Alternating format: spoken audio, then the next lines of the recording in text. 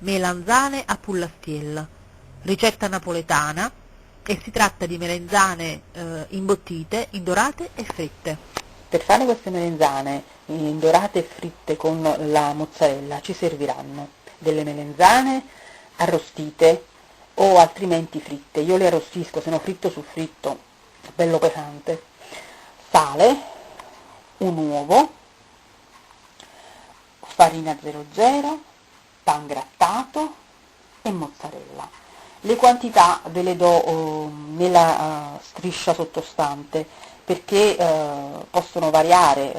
Diciamo che per una decina di melanzane ci vorranno 40 grammi di mozzarella, un uovo e pan grattato e farina, come quanto ne basta, insomma. Prendiamo le nostre melanzane che abbiamo arrostito, voi potete farne anche più grandi se volete, io l'ho fatte così piccole perché sono simpatiche da mettere, non so, in una frittura all'italiana per esempio. Mettiamo una sull'altra, vedete ho messo al centro la mozzarella, un'altra fettina sopra e la passo nella farina e me la metto qui e continuiamo così, fettina di mozzarella, chiudiamo, farina,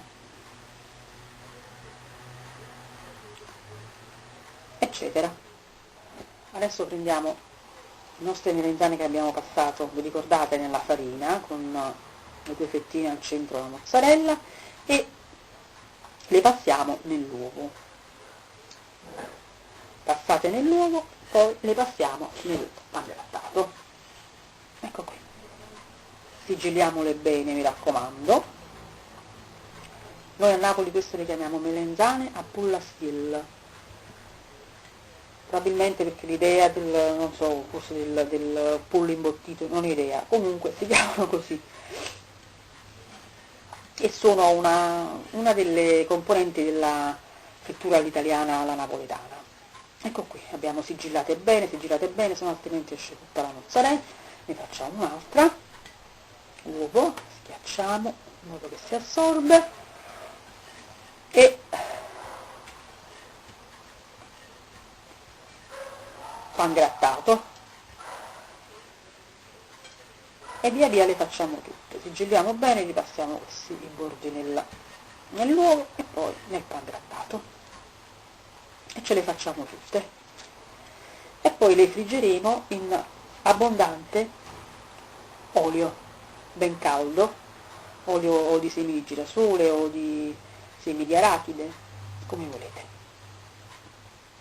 Ecco qui, prendiamo un altro po' di pan grattato, ecco qui, e poi passeremo. Sto mettendo le mie melanzane a pullastiello nella friggitrice, io friggo con la friggitrice, voi chiaramente potete usare quello che volete, anche la padella normale, l'importante abbondante olio, mi raccomando. Ecco, vedete che queste sono le nostre melanzane a pullastiello che ho fritto e chiaramente faccio assorbire l'olio in eccesso su un foglio di carta da cucina. Ecco le nostre melanzane a pullastiello pronte per essere servite. Mi raccomando, servitele calde e buon appetito!